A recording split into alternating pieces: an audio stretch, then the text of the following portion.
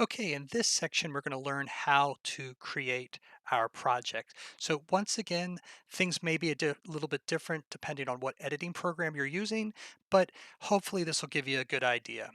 So to create a new project, we can either click here where it says New Project or go to File, New, and then choose Project.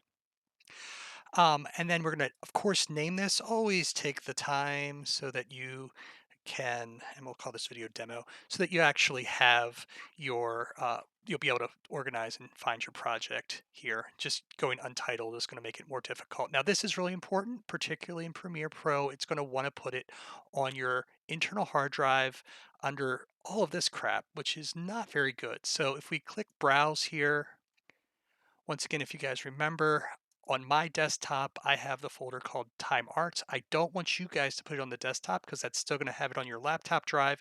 You should have it on your external hard drive down here. And then I'm just going to navigate from my Time Arts folder on my external hard drive to my video project folder or whatever you named it. Then click Choose.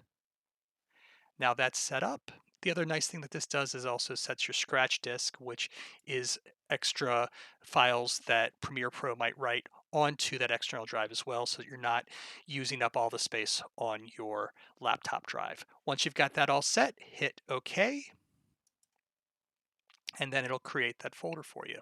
Let's talk a little bit also now about importing your media. So if we click down here where it says import media to start, just double click there, and then you can see by default it's going to put it in that video project drive, and then we moved all of our video files over here into that folder.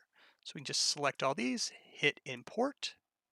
It'll take a second and then it'll import everything into the project.